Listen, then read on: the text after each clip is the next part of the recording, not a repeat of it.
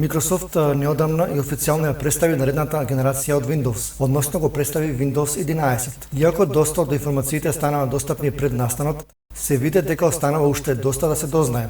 А тоа беше случајот на денешниот настан кој од компанијата специјално го држа за новата верзија од новиот оперативен систем. Може да се каже дека сега Windows е оперативен систем со освежен и модерен изглед, направен врз основа на начинот на користење од страна на корисниците, со конечно унифициран кориснички интерфејс. Ново старт мени без живи плочки.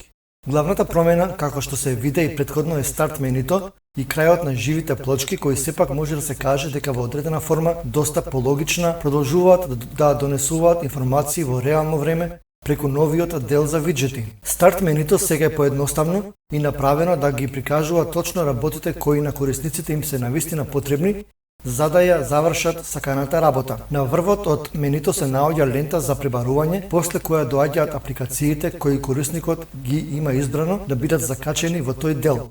Иако се поставени само 3 реда на апликации, корисниците можат да закачуваат колку сакаат и тие ќе се прикажат како нова страна, а тука е и стандардниот избор за прикажување на листа од сите апликации. Веднаш под иконите од апликациите доаѓа новиот Recommended, дел на кого се прикажуваат работите кои корисникот ги има започнато на било кој уред како документи или слики.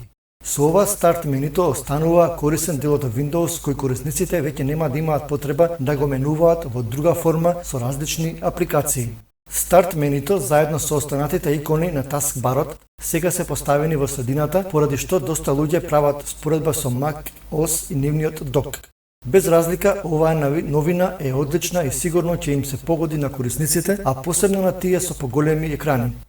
За тие кои сепак ја сакаат повеќе класичната лева позиција, истата може лесно да се избере преку Settings апликацијата.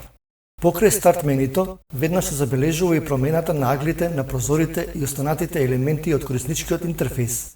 Тие сега се заоблени и му даваат на Windows 11 доста освежен и променет изглед. Старт менито исто така не го допира веќе таскбарот, односно истото лебди.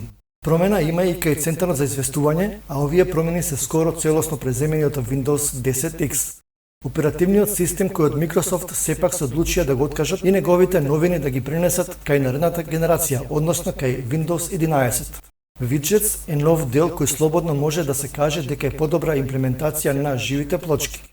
Наместо за сите апликации, сега виджетите ќе прикажуваат информации за тие кои имат што да покажат, а истото ќе биде направено во посебен дел наместо да се преполнува старт менито. Виджетите се поставени на стаклена површина, како што ја нарекуваат од Microsoft, која се појавува од левата страна на екранот, а може да се прошири и на целиот екран. За почеток, виджетите прикажуваат информации за временската прогноза, календар, акции и така натаму, а тука се и новостите кои моментално ги гледаме како дел од News and Interest функцијата во Windows 10. Windows Snap функцијата која се користи за подредување на отворените прозори еден до друг во различни позиции, со Windows 11 добива поголемо подобрување. Со Snap Layouts корисниците нема да мораат самите да го донесат прозорот до делот каде сака да биде поставен. Иако, ова како можност останува, па тоа ќе можат да го направат со поминување со курсорот врз копчето за максимизирање, каде ќе бидат прикажани повеќе позиции каде може да се постави самиот прозорец. Microsoft исто така посебно истакна дека Windows 11 ќе ги памети позициите на корисникот, па тој лесно ќе може да се врати и да продолжи со својата работа, дури ако користи повеќе монитори, истите ги вклучува и исклучува. Наместо Skype со Windows 11 интеграција во оперативниот систем добива Microsoft Teams. Оваа апликација ќе биде интегрирана во таскбарот. За тие што сакаат, па наместо отварање на целата апликација, корисниците ќе можат да ги видат своите пријатели и разговори директно од таскбарот во прилагоден преглед.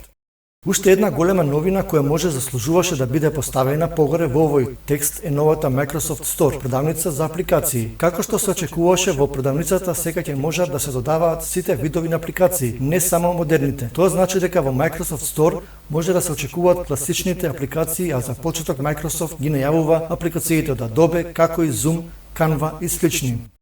Уште поголема и поинтересна новина е најавата за достапност на Android апликации директно до Microsoft Store. За оваа новина Microsoft ќе говори повеќе во периодот што следи, но сега се знае дека истата е донесена во соработка со Amazon и Intel, а Android апликациите ќе бидат достапни од продавниците на Amazon, не од Google Play. Microsoft посебно внимание издвои и за перформансите на Windows 11, а посебно за гейминг, нешто што не може да не биде дел од презентација на нова верзија од овој оперативен систем. Исто така, дел од подобрувањата во системот за надградби на Windows 10X доаѓаат во Windows 11, па корисниците можат да очекуваат побрзи и понезабележливи надградби на системот со помалку проблеми. Windows 11 ќе биде бесплатна надградба за сите корисници и истата ќе стане достапна од оваа есен. Преку Windows Insider програмата, заинтересираните ќе можат да ја пробаат новата верзија порано, почнувајќи од идната недела.